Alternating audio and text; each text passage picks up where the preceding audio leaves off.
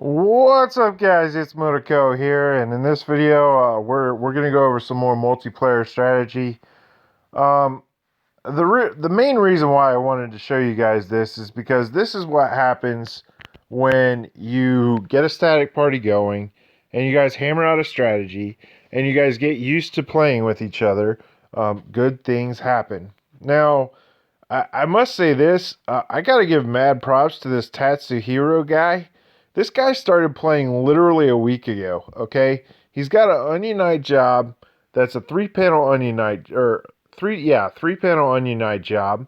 Um, and he's basically one of the main reasons why this group does so well.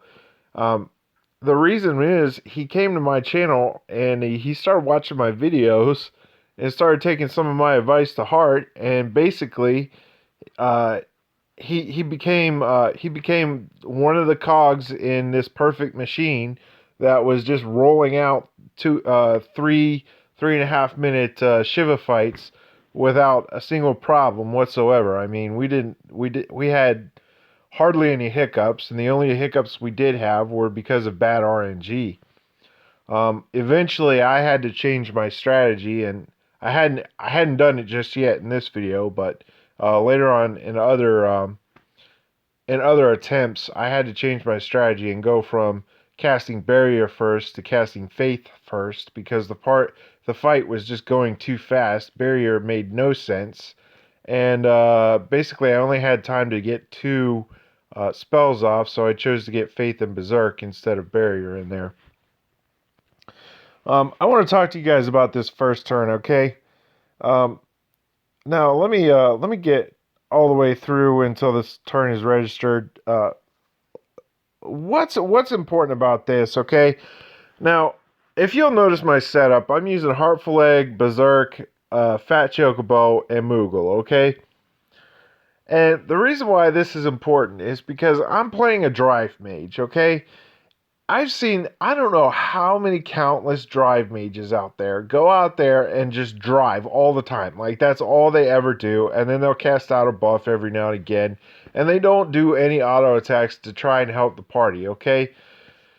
Now, if you do something like do auto attacks one turn, drive the next turn, and then do auto attacks the following turn after that, so basically every other turn you're doing autos. You're helping the party gain orbs. Two, you're being as efficient as possible with your actions as you possibly can. And three, you're really ensuring that you have the optimal chance um, to get the orbs that you need to cast your buffs. Okay. So I'm still able to function and do my job very well, even though I did the three auto attacks on the first turn. Okay.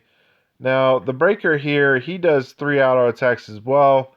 Um, I'm not sure if I necessarily agree with some of what the breaker does.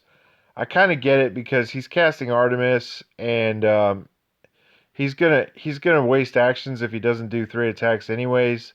So it kind of makes sense. But at the same time, if he were a full panel assassin, I would say to him he would do two attacks there instead of three. But that's really the only gripe I have with him. And since he's not a full panel assassin, what he's doing makes a lot of sense. So because everybody here is doing auto attacks, okay, um, the the the black mage is able to cultivate orbs and save and save an action, okay? And that's very important because later on down the line it comes into play. Another thing you're going to notice here is that this guy who just started playing is doing an amazing job at debuffing the guardian, debuffing the boss, and being an overall major help to the party. Now, I'm sick and tired of hearing people talk about defenders in such a bad light. You don't need two attackers to be successful against Shiva. You don't need. I mean, it's basically overkill half the time the attackers are stumbling over each other, trying to figure out who's doing what, how many moves they should put into the boss, and when they should conserve actions or not. So having a defender kind of alleviates some of those problems and makes it so that the attacker knows exactly when he's going, exactly what he's doing, and it just kind of simplifies things. Okay. Now he puts up Comet there and gives a nice defense down boost, and because of that, the Black Mage is able to kind of conserve a couple of actions, and he only has to put one into the Guardian. Now he's going to do two just because he doesn't really feel like wasting actions, but it's not necessary if he didn't feel like it. Okay.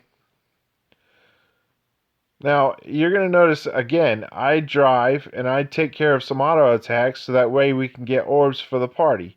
Last turn, we expended some orbs, so I knew that some of the party was at least going to have a couple of slots empty.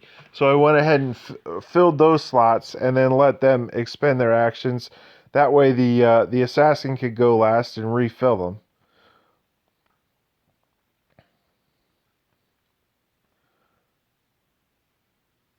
So this is my drive turn. This is where I get rid of all of my orbs. The assassin's gonna break, or come close to breaking, and then the mage is breaking down the orange bar. Okay,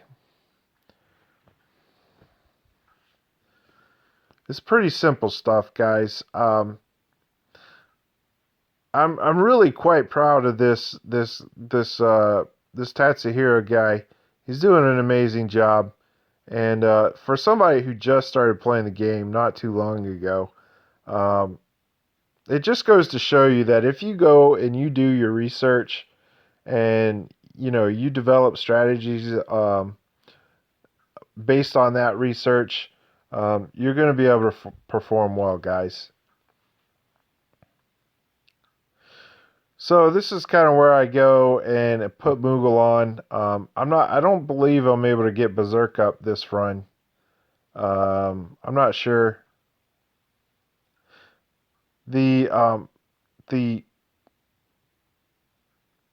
the defender is going to go ahead and put Comet up and make sure that we have the D barrier and make sure that the defense down is in effect, which is good. It's exactly what he does there. And then the mage basically finishes off the fight. And yes, I was only able to get Faith up in this fight, but still, it doesn't matter. The mage is able to do more than enough damage to take care of Shiva in one turn. Matter of fact, I believe he had one more spell to follow that up with in case he didn't get it in 3. But as you can see here, I have several runs just to kind of show what we are able to do. I'll show you a different run. This is close to the break right here. This is a run where I was able to get Berserk up and we got all the debuffs up. And the mage was doing very well. I think what we did was we waited one extra turn, and because of that one extra turn, we were able to set this up and do some monster numbers. Now that was 100k regular hits, guys. That was not with a critical. Criticals would have been much worse. So as you can see, guys, if you don't know about Discord, you need to get on Discord, okay? It's a very important tool and one of the best tools available for you in multiplayer. If you're tired of going into pickup groups and random groups and just playing with bad players, try going on to Discord and playing with some of those guys. Most of the time they do a very well and do a good job. Anyways, guys, if you need any more tips and tricks for multiplayer, let me know. I'm more than happy to help you guys. There's no reason why anybody should struggle in multiplayer. And I know I've seen so many players and just randoms who bring these crazy setups that make no sense whatsoever. Guys, it's not hard, okay? There's only a couple of cards that's in the game right now that are really any good for multiplayer, and if you're using anything outside of that, then you're just kind of wrong, and I kind of feel bad for you. So I'll give you some tips and tricks and stuff in the comments. Definitely check the comments if you're watching this video for anything that you might see that you think you could implement. I'll see you guys next video. Thanks for watching.